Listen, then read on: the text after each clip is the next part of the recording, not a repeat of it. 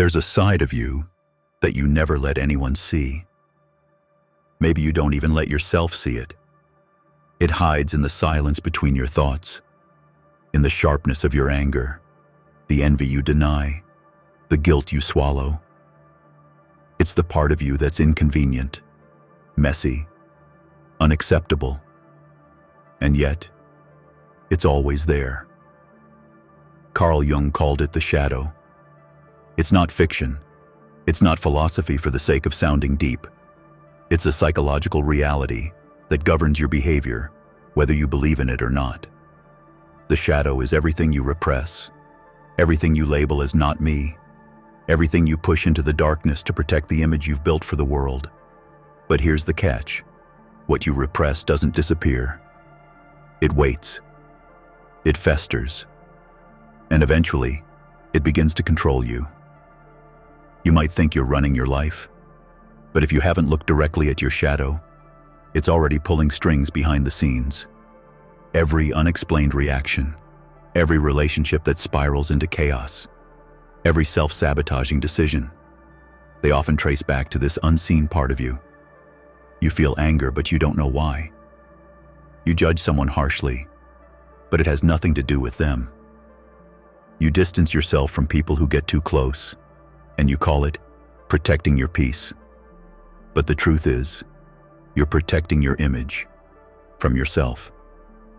Jung warned that until you make the unconscious conscious, it will direct your life, and you will call it fate. You'll believe bad luck follows you. You'll think life is unfair. You'll blame others, circumstances, timing, when in fact, you're just being led by the parts of you that you refuse to confront. The shadow is not evil. It's not a flaw to be eliminated. It's a mirror, showing you who you really are, if you're brave enough to look. So the question is not, do I have a shadow? You do. The real question is, how long will I let it control me before I take my power back? You weren't born with a shadow. You were born whole. As a child, you expressed everything: joy, rage, need, curiosity, without shame. You cried when you were hurt. You yelled when you were angry. You reached out when you needed love.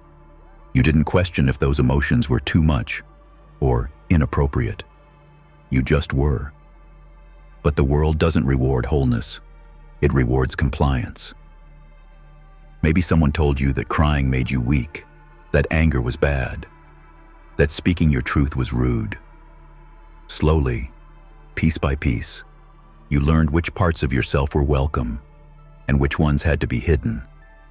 To stay safe, to stay loved, to stay accepted, you began to edit yourself. The parts that didn't fit the image others wanted from you were exiled to the unconscious. But they didn't vanish. They became your shadow. What we repress, we don't erase. We internalize it. And that internalization becomes a kind of haunting, a constant tension between who we truly are and who we pretend to be.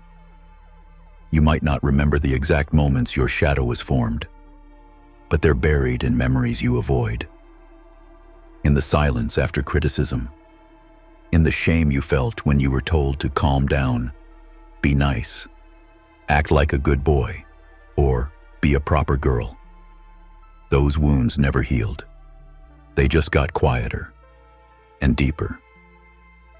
And so the shadow grows not because you're bad, but because you're human, and humans adapt to survive. You learn to survive in a world that wanted parts of you erased. But the cost of that survival? Authenticity. Now you wear masks. You curate your personality. You show the world the version of you that feels most acceptable. And yet, in quiet moments, you feel the weight of all that's been hidden. The anger that surprises you. The sadness that swells for no reason. The envy you hate admitting. These are not malfunctions. They are messages. Echoes from the shadow, trying to return to consciousness. The shadow doesn't wear a mask. It wears your face. It's there when you overreact to a harmless comment, when you get irritated by someone's joy, when you can't stand your partner's silence, not because of what they did, but because of what it reminds you of. It's in the sarcasm you throw instead of truth, in the cold withdrawal that follows conflict, in the quiet resentment that lingers even when you pretend you're fine. This is the shadow's domain, your unconscious reactions. And the paradox? It hides best in the traits you judge most harshly in others. You might despise arrogance, yet secretly crave validation. You might condemn neediness, while desperately wanting to be needed. The more you reject a trait outwardly, the more likely it is part of your inner exile. This is projection. Jung described projection as a kind of psychological trick, a way the mind protects itself from the truth by displacing it onto others. You don't feel safe enough to own the feeling, so you assign it to someone else. And the more unaware you are of your shadow, the more distorted the world around you becomes. It's not that everyone is out to get you. It's that parts of yourself are begging to be seen, and they're using others as a mirror. There's power in this realization, because every irritation, every judgment, every strong reaction becomes a map back to the parts of yourself you've lost. Each trigger, an invitation to investigate instead of blame. Ask yourself, why does this bother me so much? Why am I reacting this way? What does this reveal about me? This isn't self-blame, it's self-discovery. And it's one of the most courageous paths you can walk. Most people never face their shadow, not because they're weak, but because they've been taught to fear it. From the moment you enter the world, you're conditioned to perform, to be polite, to follow the rules, to suppress what makes others uncomfortable. You're rewarded for being agreeable, punished for being too much. So you split. You learn to smile when you're sad, to laugh when you're anxious, to stay silent when something feels wrong. Over time, you forget what it's like to express without editing, to feel without filtering. This is not just personal, it's cultural. We live in a world that worships positivity and shames complexity. A world where you're expected to be functional, productive, pleasant. Darkness, that's inconvenient. So we push it away. But what you exile doesn't vanish. It festers. The parts you lock away don't sit quietly in some distant mental attic. They leak out, in bitterness, in cynicism, in control, in collapse. They find their way into the words you regret, the patterns you repeat, the emptiness you can't explain. This is why shadow work is so radical. It refuses to accept the surface as the whole. It asks, what have you hidden to be loved? What have you sacrificed to be accepted? And it offers a new kind of freedom. Not the kind that comes from achieving more, but the kind that comes from pretending less. To face the shadow is to reclaim yourself from exile. It's to say, I am more than just the parts you praised. I am also what I learned to hide. This doesn't mean glorifying your flaws or romanticizing pain. It means honoring the truth of your experience, all of it. It means becoming someone you can trust, even when no one is watching. Because real authenticity begins where performance ends. Integration doesn't begin with action. It begins with attention. To integrate the shadow is not to fix or defeat it. It's to understand it. It's not a war. It's a reconciliation. Start with a question. What have I been running from? What parts of myself make me flinch? Not on the surface, but beneath it. Not what you say in public, but what your silence hides. You may discover that the anger you suppress isn't destructive, it's protective. That the envy you deny isn't evil, it's a map pointing toward your unmet desires. That the sadness you bury isn't weakness, It's grief over a life you never gave yourself permission to live. To integrate means to listen without judgment, to observe without flinching, to sit with the discomfort long enough for it to teach you something. It's uncomfortable at first, like cleaning a room that's been locked for years. Dust flies, memories surface. You see yourself not as you wish to be, but as you are. But with each honest look, something shifts. You stop fearing your impulses. You stop hiding your needs. You begin to recognize that there is no such thing as a wrong feeling, only feelings that have been misunderstood. This doesn't make you dangerous. It makes you whole. Jung believed that wholeness required tension between light and dark, between what you've accepted and what you've repressed, between who you show the world and who you are when you're alone. And through this tension, something new is born. Not a perfect version of you, but a true one. This is what the shadow offers. Not destruction, but depth. Not shame, but clarity. As you begin to integrate your shadow, you'll notice something curious. It doesn't just change how you see yourself. It changes how you see everyone else. Conflict loses its sharpness, not because people become less difficult, but because you become less reactive. You begin to realize that what triggers you in others often lives dormant inside you. And instead of lashing out, you become curious. What part of me is being touched right now? You'll start to recognize that when someone's arrogance offends you, it might be speaking to your own silenced confidence. That when someone's fear irritates you, it might echo the fear you've hidden from. The people who bother us are mirrors, not of who we are on the outside, but who we've buried deep within. This doesn't mean tolerating harm. It means learning to distinguish between a genuine boundary and a projection. You start to see what's yours to carry and what never was. Your relationships begin to shift. They become less about control and more about connection. You stop demanding that others fill the voids you've denied in yourself. You no longer need to be right all the time. You don't need to win every argument. You understand that power isn't in domination, but in presence.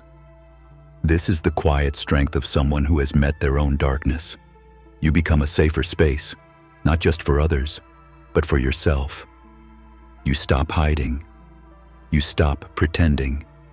And that authenticity invites others to do the same. Jung believed that the most dangerous people are not the ones with darkness, but the ones who pretend it isn't there.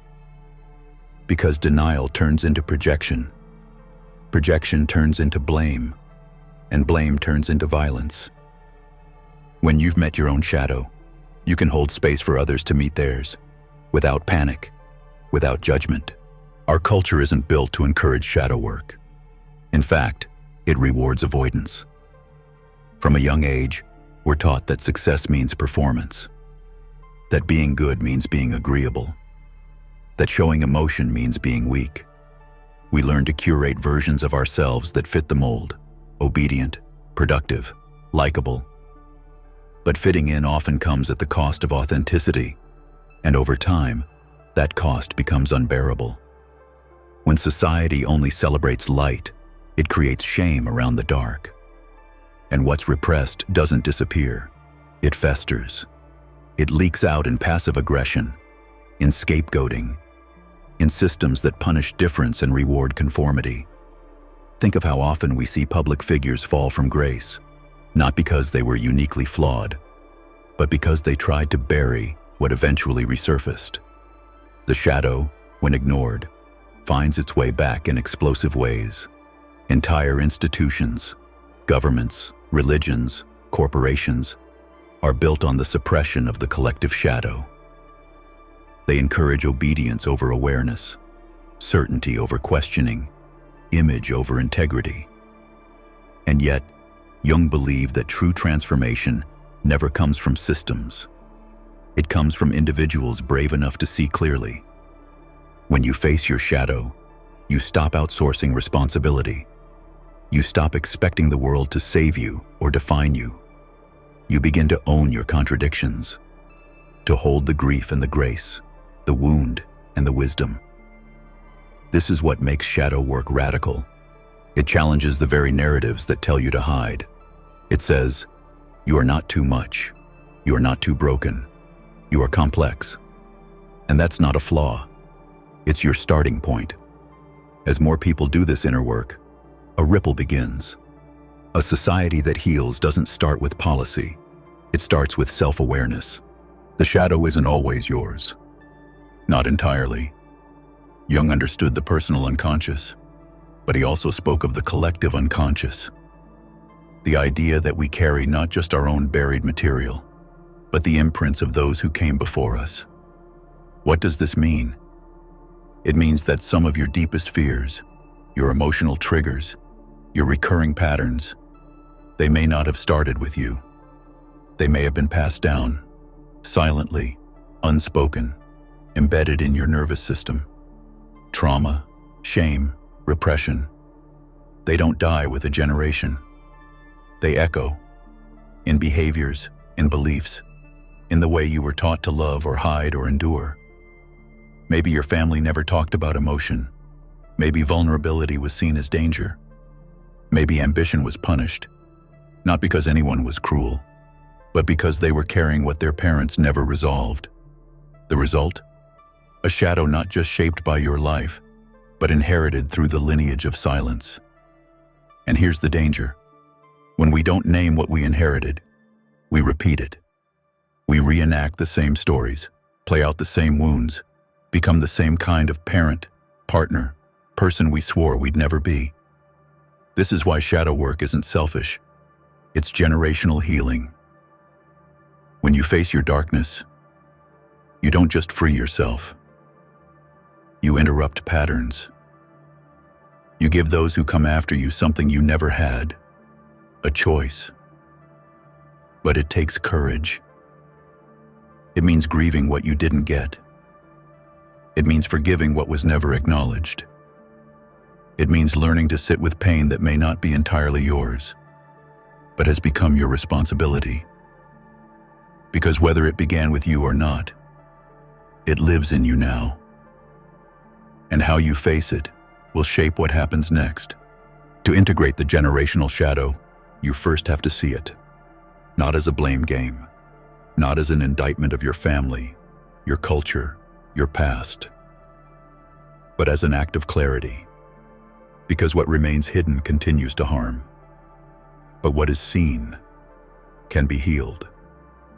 Start by tracing the patterns, noticing the emotional echoes that run through your lineage, the silence around grief, the control disguised as love, the addiction masked as tradition, the shame passed off as discipline. You are not just breaking habits, you are breaking spells. Psychological loops passed down like heirlooms, never questioned, just inherited.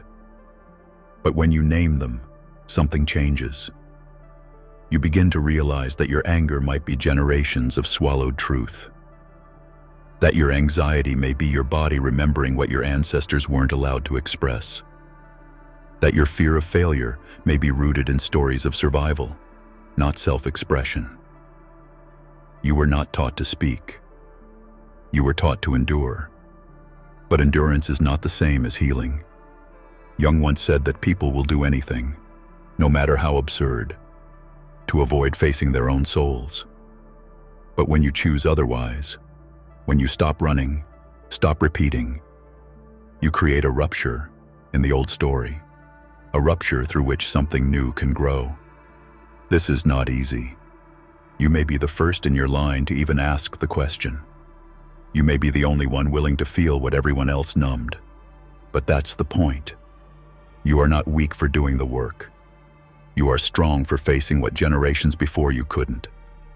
This is what it means to be a cycle breaker. And once you begin, the world starts to look different.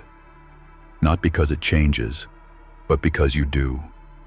You begin to live less in reaction, more in response. Less in fear, more in freedom. You stop being run by ghosts and start walking as someone fully here. Integration isn't a one-time event. It's a way of living.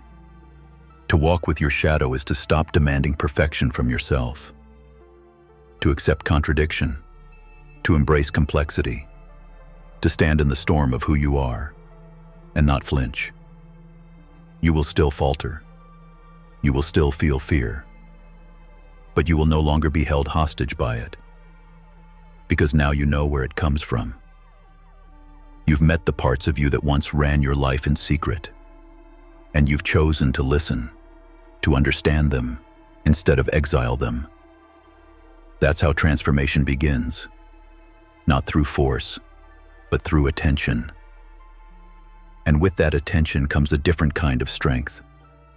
Not the strength to dominate, to win, to always be right, but the strength to see yourself clearly and still choose to stay present.